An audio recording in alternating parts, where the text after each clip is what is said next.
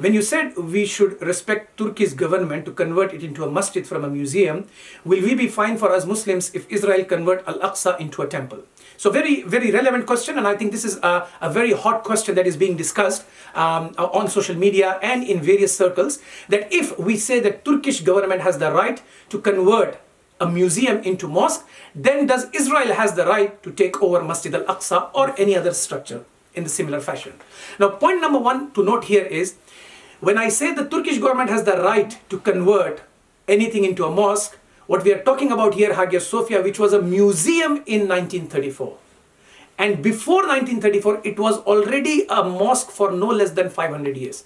So when the Turkish parliament came into existence in the 1900s, after the fall of Ottoman Empire, Hagia Sophia was used as Masjid Aqsa. So it was an existent mosque. So the mosque had a ban in 1934 from praying there. And that ban has been reverted back. So it is an internal affair of Turkey.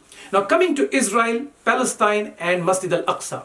When Ottoman Empire fell and the British Empire took over the entire land of Palestine, they made an agreement with the people of Palestine and with the Arab world of that time. And this is part of the international agreement.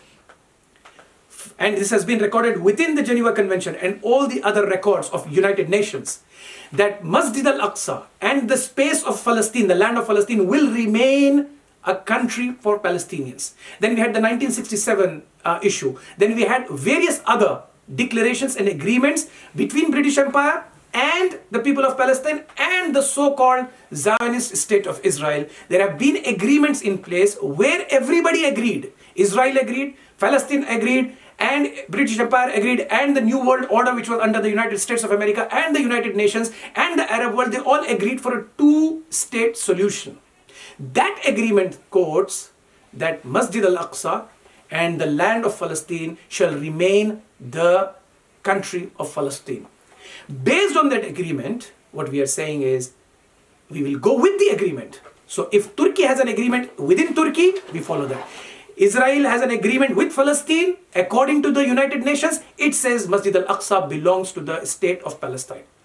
So if somebody is going with the law of the land, with the rulings of the United Nations, with the international law, with the Turkish sovereignty, all of this proves that Masjid Al-Aqsa remains and shall belong to the people of Palestine.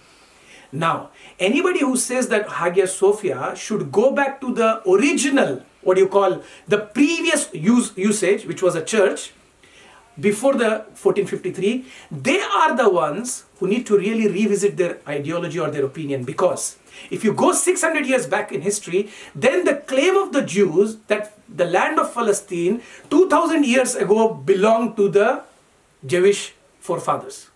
Masjid Al-Aqsa should be handed over to the Jews.